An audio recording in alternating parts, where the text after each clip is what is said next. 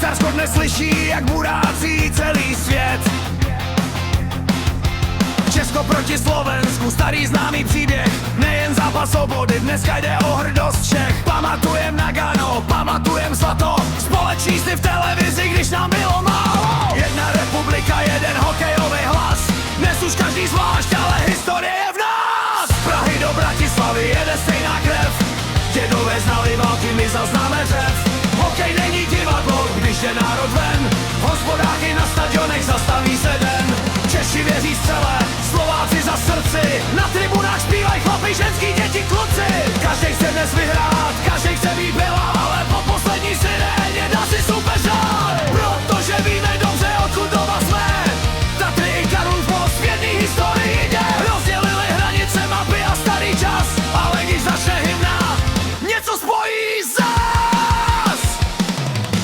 Česko, Slovensko, brati a proti sobě dnes.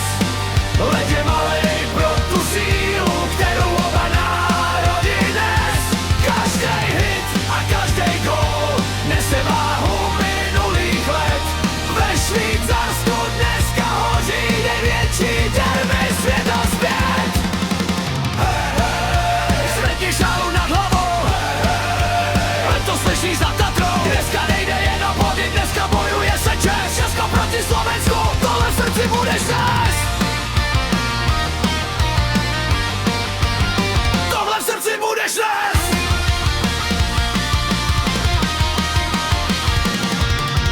Brankář stojí v maskách, jak voják ve tmě. Jedna chyba rozhoduje, kdo se zapíše.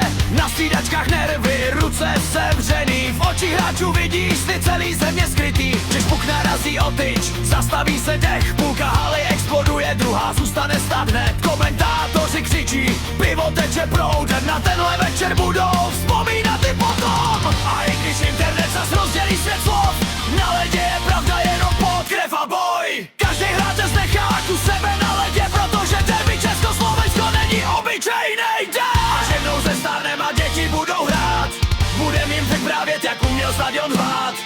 Jak dva národy zpívali každej svou řeč a stejně si rozuměli víc než zbytek všech.